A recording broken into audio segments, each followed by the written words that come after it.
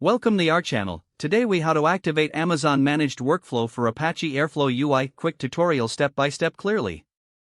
To activate the Amazon managed workflow for Apache Airflow UI, start by logging into your AWS Management Console. Navigate to the Amazon MWAA Service section. Select the environment you want to access. Once on the environment details page, look for the web server URL. This URL is the entry point to your Apache Airflow UI. Copy the web server URL provided. Open a new browser tab and paste the URL into the address bar. Hit enter to navigate to the Apache Airflow UI. You will be prompted to log in. Enter your credentials to access the UI. Once logged in, you'll be greeted by the Apache Airflow dashboard. Here you can manage your workflows and monitor tasks. Make sure to familiarize yourself with the UI layout for better navigation. To create a new workflow, click on the DAG section. From there, select Create to begin defining your directed acyclic graph. Follow the prompts to configure your workflow parameters.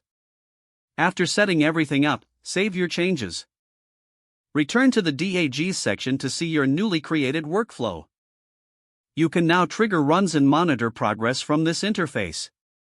Always check the logs for any execution issues. Regularly explore updates and features in the UI for optimal usage.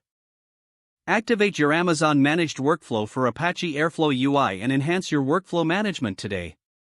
If the page does not load, refresh the browser or try again in a private or incognito window.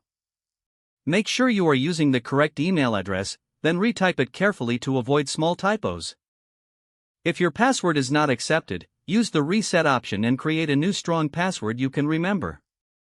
Check your spam folder for verification or security emails, then complete any requested confirmation steps.